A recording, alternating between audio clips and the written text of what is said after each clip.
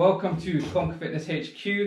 I am here with my client Ethi, aka Khannetictv.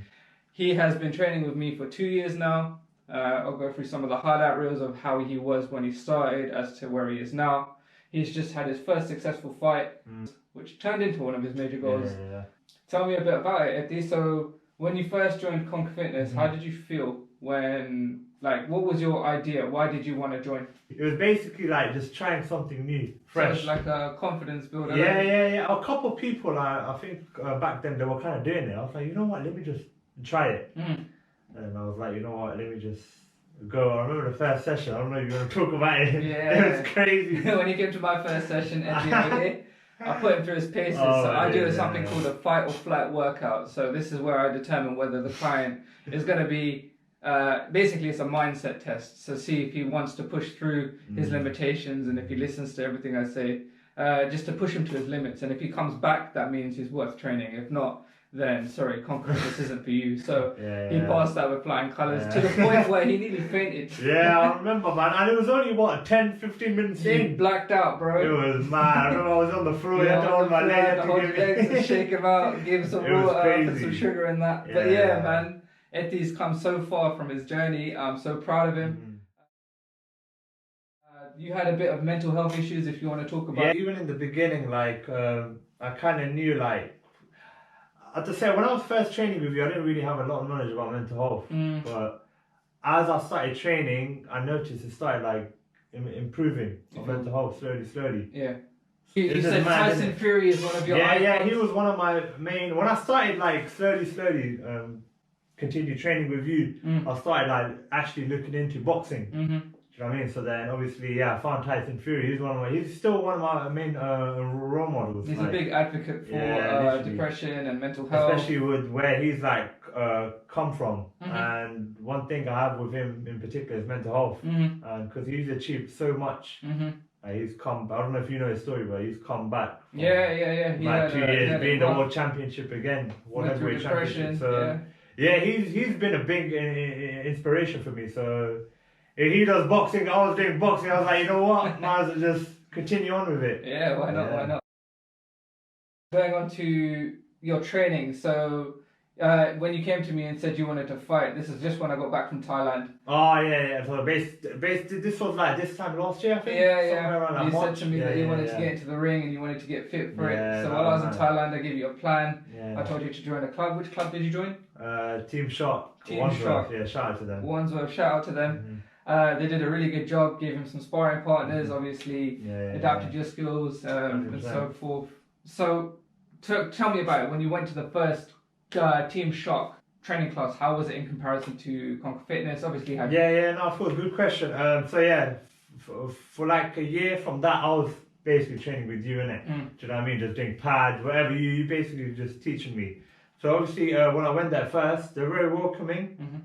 But I'd never been to a class, so I was a bit nervous, innit? Because normally I'm with you, innit? I'm comfortable around you. Obviously over there, there's around 8-10 people, whatever, innit? So obviously I was a bit nervous, but when I got there, I was very happy, man.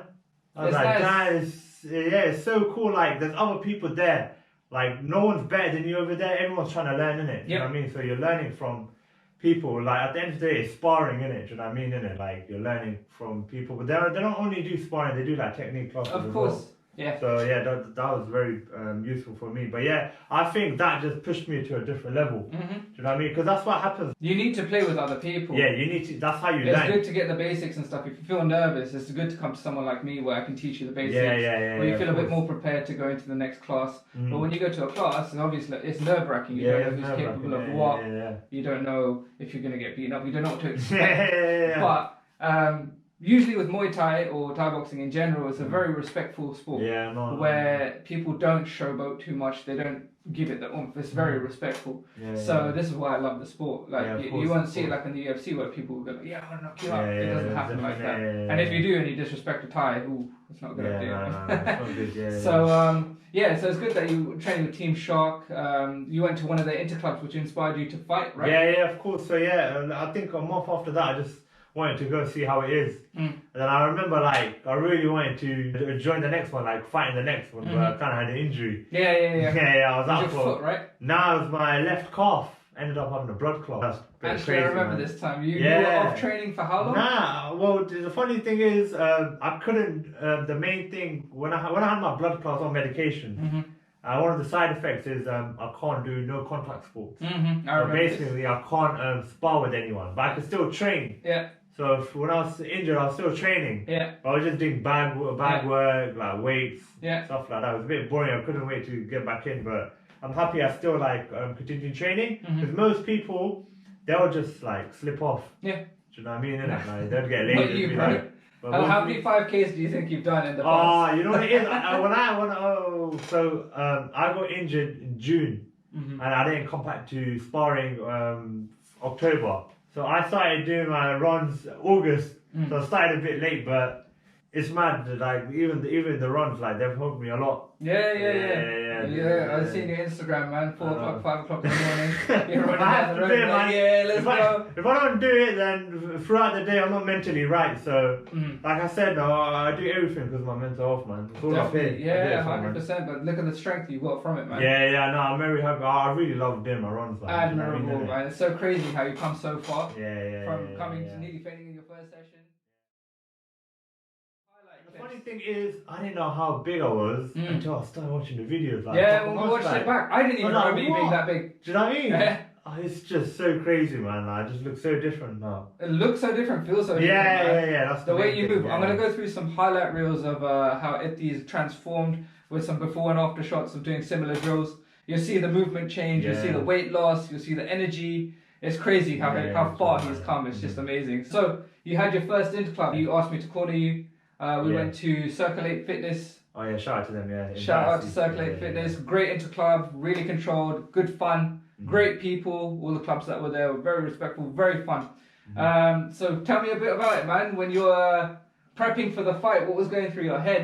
I remember I was just scrolling through Instagram and obviously I follow Circulate Fitness on Instagram. And I noticed, they got an interclub coming up. It was like a month away, so I remember I messaged you straight away. I was like, I want to do it. Do you know what I mean? Because it's been ever since I come back from an injury, that was my main thing. Just literally do an interclub.